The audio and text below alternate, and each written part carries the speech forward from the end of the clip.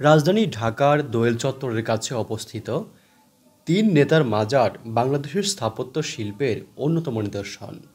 বাংলাদেশের জাতীয় তিন নেতা হোসেন শহীদ সোহরাওয়ার্দী, খাজা নাজিমুদ্দিন এবং শেরেবাংলা একে ফজল হকের সমাধির উপর তিন নেতার মাজার স্থাপনাটি নির্মাণ করা হয়েছে। ১৯৬৩ সালে স্থপতি মাসুদ আহমদ এবং এস এ জহিরুদ্দিনের নকশায় এটি নির্মিত হয়। তিন নেতার মাজারের কাছেই রয়েছে হাইকোর্ট এবং শিশু একাডেমি। স্বাধীনতার পূর্ব সময়ে এই তিন মহান নেতাই তৎকালীন অবিভক্ত বাংলার মুখ্যমন্ত্রী হিসাবে নিযুক্ত ছিলেন। বাংলাদেশের মুক্তিযুদ্ধে তিন নেতার রাজনৈতিক চর্চার বিশেষ অবদান রয়েছে। বাংলার বাঘ খ্যাত শেরেবাংলা একে ফজল হক ছিলেন অবিভক্ত বাংলার প্রধানমন্ত্রী।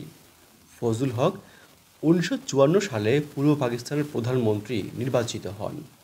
পরবর্তীতে পাকিস্তানের স্বরাষ্ট্রমন্ত্রী পাকিস্তানের গভর্নর হিসাবে দায়িত্ব পালন করেন। এছাড়া ১৯৫৪ সালে যুক্তফ্রন্ট গঠনে তাঁর ভূমিকা ছিল অনস্বীকার্য। খাজা নাজিমুদ্দিন ১৯৪৮ সালে পাকিস্তানের গভর্নর জেনারেল নিযুক্ত হন। ১৯৫১ সালে তাকে পাকিস্তানের দ্বিতীয় প্রধানমন্ত্রী নির্বাচিত করা হয়। আর হোসেন শহীদ সোহরাওয়ার্দী ১৯২৪ সালে কলকাতা পৌরসভার ডেপুটি মেয়র নিযুক্ত হন এবং খাজা নাজিমুদ্দিনের মন্ত্রিসভায় তিনি শ্রমমন্ত্রী নিযুক্ত ছিলেন।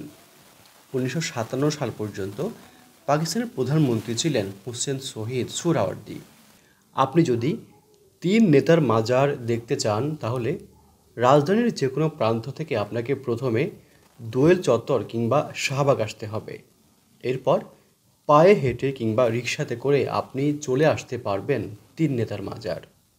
আর তিন নেতার মাজারের পাশেই রয়েছে হাইকোর্ট, কার্জন হল, শাহবাজ মসজিদ, মুসা খাঁ মসজিদ ইত্যাদি অসংখ্য স্থাপনা।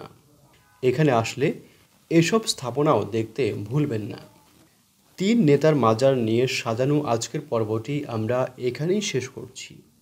এ ধরনের ভিডিও আরও দেখার জন্য আমাদের এই চ্যানেলটি সাবস্ক্রাইব করার জন্য আপনাদের প্রতি বিশেষভাবে অনুরোধ করছি। আপনারা যেখানেই থাকবেন অনেক ভালো থাকবেন। ভিডিওটি দেখার জন্য ধন্যবাদ।